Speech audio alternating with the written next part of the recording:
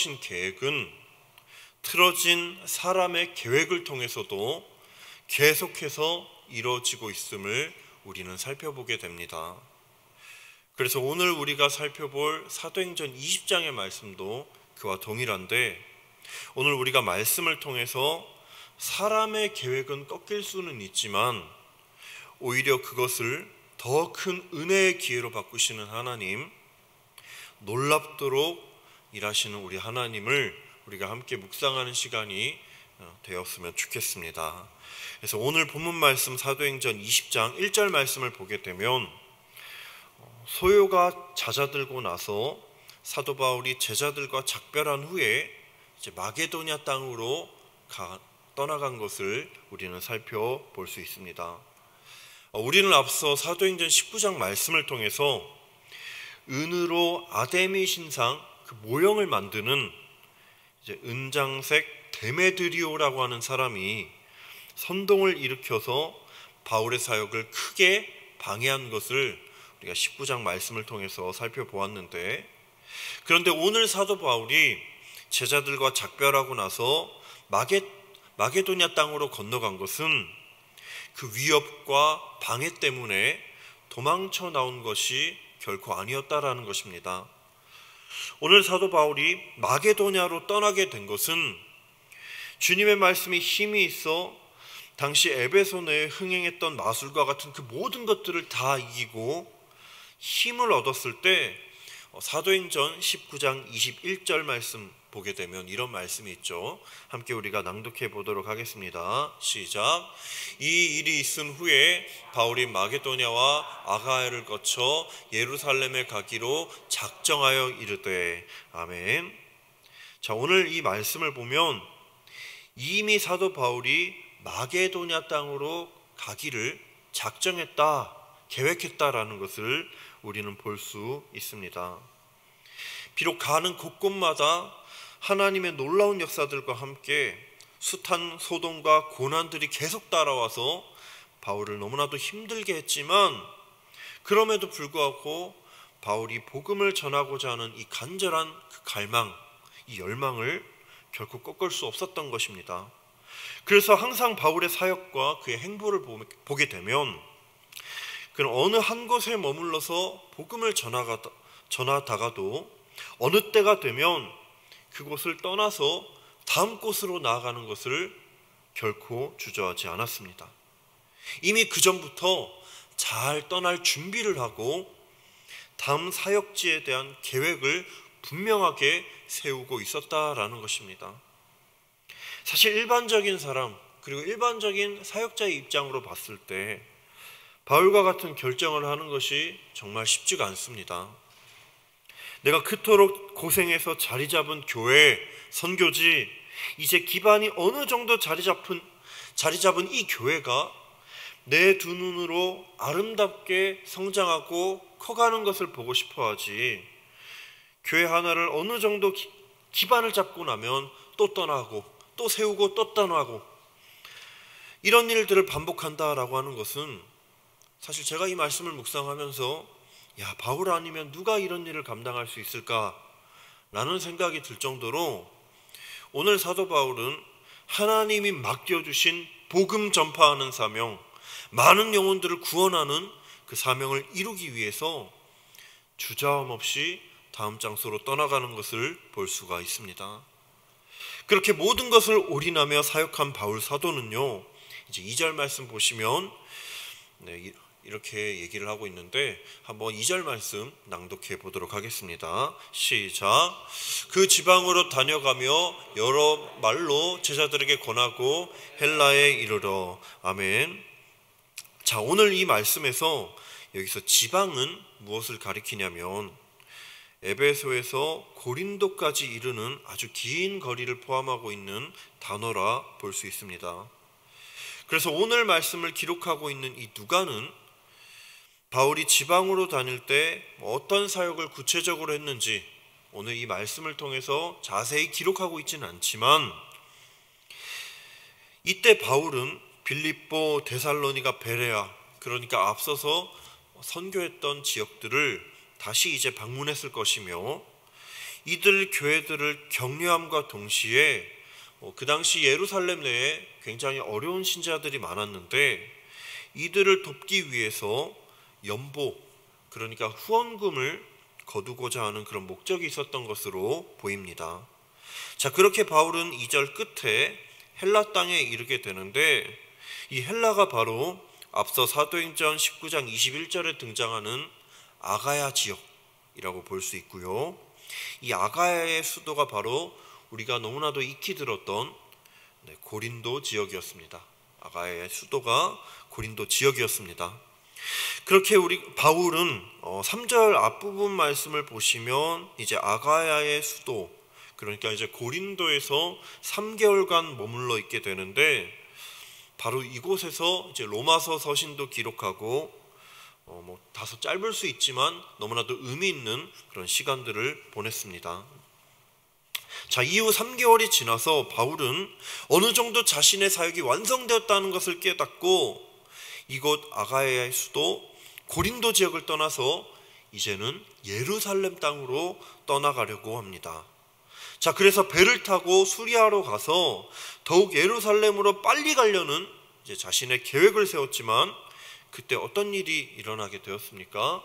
우리가 3절 하반절 말씀을 함께 낭독해 보도록 하겠습니다. 시작.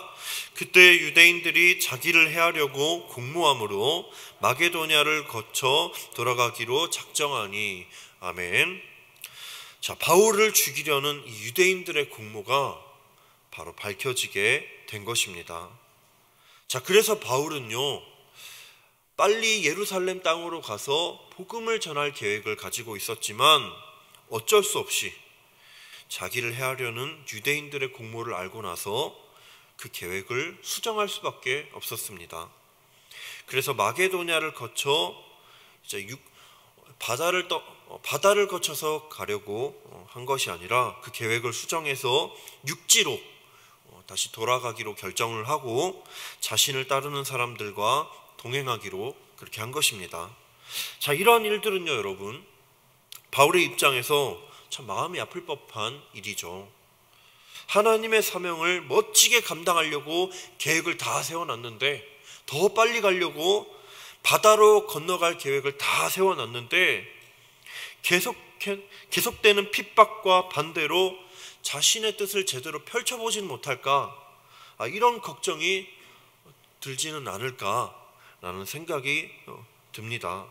그러나 여러분, 이러한 상황 속에는요, 바울을 지키고자 하시는 하나님의 놀라운 뜻과 계획이 담겨져 있었습니다. 비록 바울의 계획은 어그러졌을지는 몰라도 여기에는 이 어그러짐마저도 하나님의 계획의 일부로 사용하시는 놀라운 하나님의 역사가 있는 것입니다. 사실 오늘 유대인들이 바울을 해하려고 하는 이 공모들, 이 작전들은 당연히 아무도 모르게 비밀리에 이루어졌을 것입니다. 세상에 어느 암살자가 당신 몇 월 며칠 몇 시 몇 분 몇 초에 내가 당신 찾아가서 당신을 죽이겠다고 계획을 다 알려주면서 암살을 하겠습니까?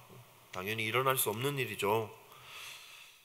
오늘 어떻게 바울 일행들이 미리 이들의 공모와 작전들을 어떻게 알았는지는 자세하게 기록하고 있지는 않지만 사실 이 공모가 미리 바울 일행에게 발견되었다는 것 자체가 사실 하나님의 도우시는 손길이 있었다는 것을 이렇게 증명하고 있는 것이죠.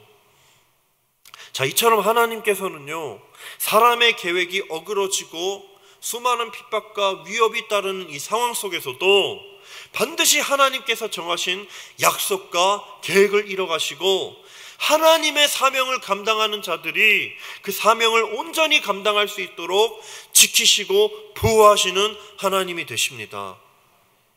따라서 오늘 이 시간 여러분, 우리가 한번 정하신 계획을 반드시 이뤄가시는 하나님, 부르신 자들의 안전을 반드시 책임져 주시는 하나님을 이 시간 묵상하고 우리가 우리의 모든 상황을 주관하시고 가장 선한 길로 인도하시는 하나님을 향한 그 믿음이 세워지기를 간절히 소망합니다.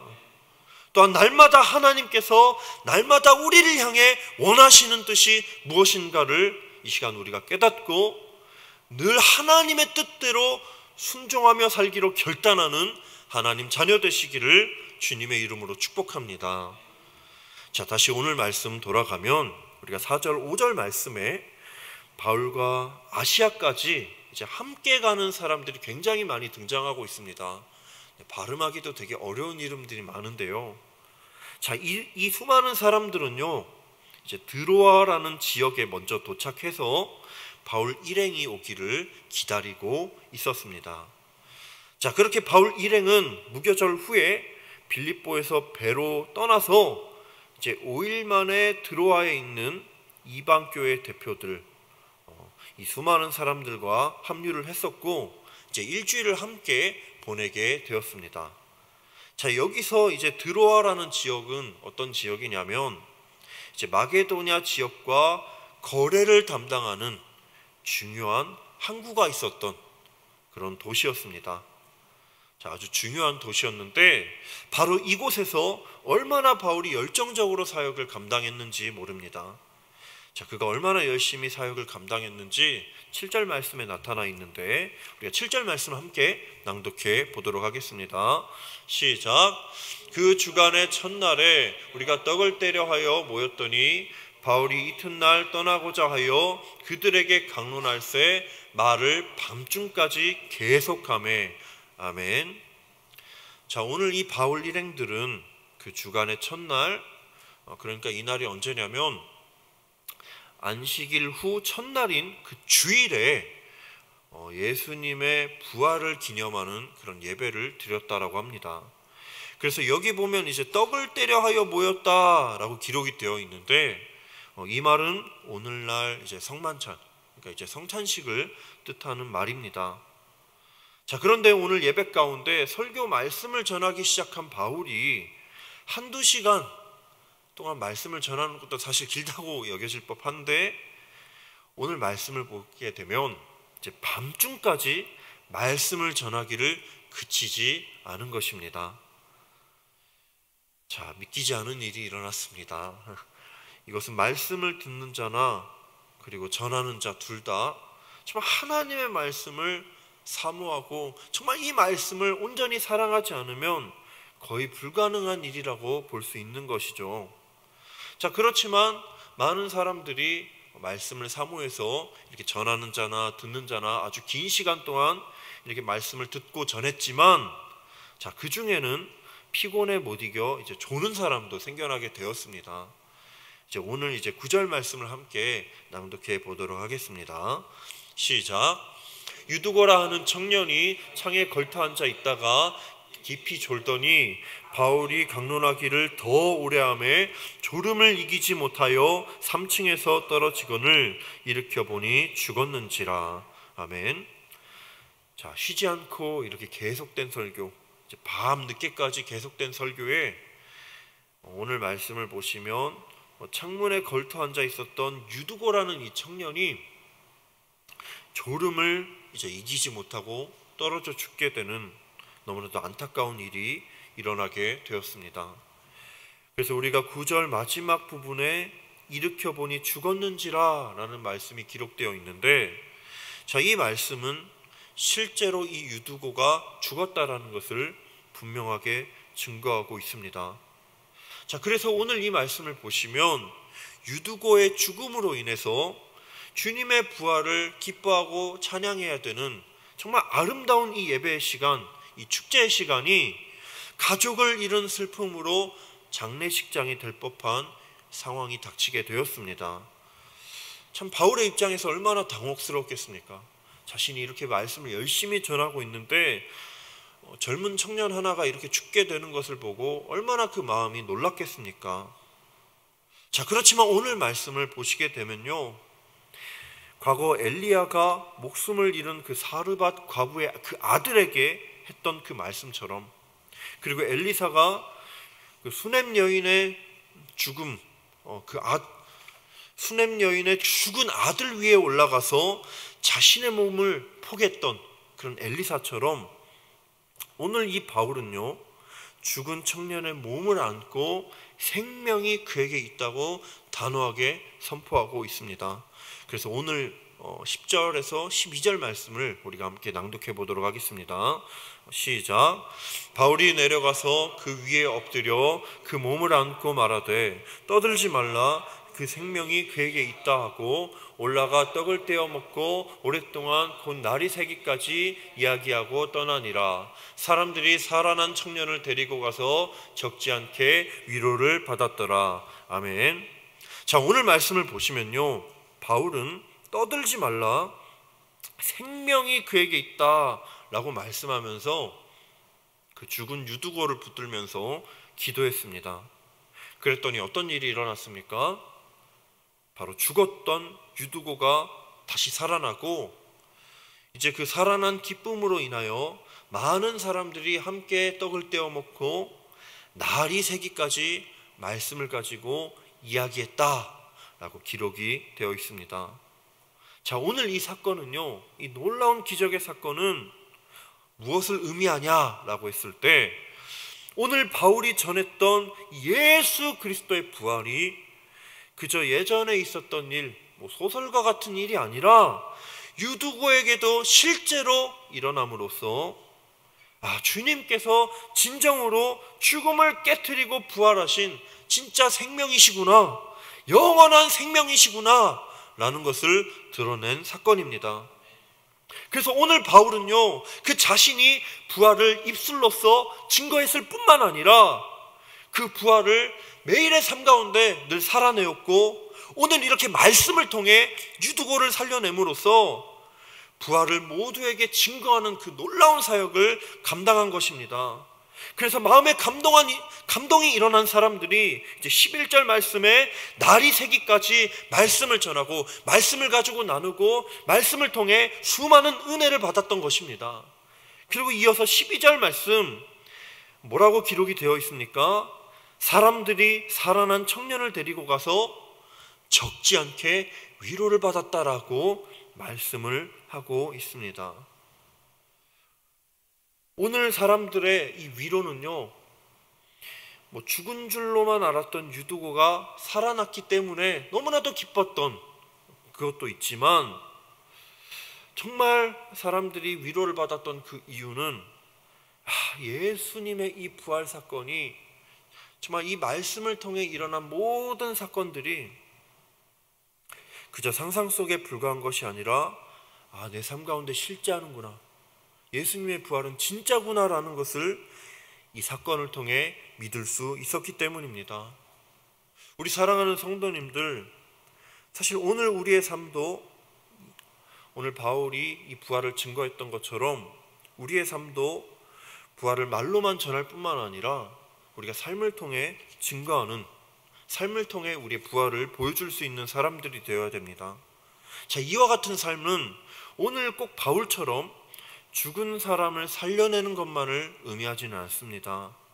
꼭 죽은 사람을 살려내야 되는 놀라운 기적을 나타내야만 우리가 부활을 증거할 수 있다는 것을 의미하지 않습니다. 자, 우리가 부활을 증거한다는 것은요, 우리가 나로 말미암아 깨어진 영혼들, 주님을 모르는 영혼들이 나의 삶의 모습을 보고 다시 주님께로 돌아오고, 나의 삶을 통해 주님의 놀라운 사랑과 은혜, 주님께서 살아계신 영원한 생명이시다 라는 것을 우리가 보여줄 수 있다면, 이것이 바로 우리가 삶을 통해 부활을 증거하는 모습이라고 볼 수 있는 것입니다. 따라서 바라기는 우리 성도님들, 우리가 오늘 말씀을 붙들고 기억하는 가운데 우리 안에 이 말씀의 능력, 하나님의 능력이 우리 안에 가득 차서 우리가 삶을 통해 하나님을 증거하고 예수 그리스도를 증거하고 예수님만이 참 생명이시다라는 것을 우리가 삶을 통해 드러내는 귀하고 복된 하나님 자녀 되기를 소망합니다. 우리의 삶의 모습을 보고 그리스도인들은 뭔가 다르구나, 저 예수님을 믿고 하나님을 믿고 따르는 자들의 삶은 뭔가 다르구나, 이들의 삶 속에 정말 진정한 생명이 있구나, 세상과 대체할 수 없는 놀라운 기적들이 그들 가운데 있구나라는 것을 우리가 삶을 통해 보여주는, 그렇게 우리를 통해서 하나님 나라가 증거되고 복음이 확장되고 수많은 영혼들이 하나님께로 돌아오는 그런 놀라운 일들이 일어나기를 주님의 이름으로 축복합니다. 그래서 오늘 이 시간 우리가 기도하고 마쳤으면 좋겠는데요. 우리가 세 가지 놓고 기도 제목 함께 기도했으면 좋겠습니다. 먼저 첫 번째는 하나님께서 우리의 마음을 담대하게 하여 주셔서 우리가 오늘 바울처럼 늘 하나님의 말씀을 따라 움직일 준비가 되어 있는 그런 하나님의 군사로 바로 서게 해달라고 함께 기도했으면 좋겠습니다. 그리고 두 번째로 때로는 우리가 계획을 정할지라도 사람의 계획은 틀어질 때가 있습니다. 그러나 우리가 이 시간 우리의 계획이 틀어질지라도 그것을 더 큰 은혜의 기회로 바꾸시는 하나님을 온전히 신뢰하는 믿음 달라고 기도했으면 좋겠고요. 그리고 마지막으로 매일의 삶 가운데 우리가 하나님의 말씀을 사모하고 우리가 말씀의 능력이 우리 마음과 생각을 변화시켜 주셔서 우리가 이 말씀을 붙들고 우리 삶을 통해 하나님 나라의 부활을 증거하고 하나님을 드러내는 그런 귀하고 놀라운 역할을 감당하게 해달라고 우리가 이 시간 함께 기도하며 나아가도록 하겠습니다.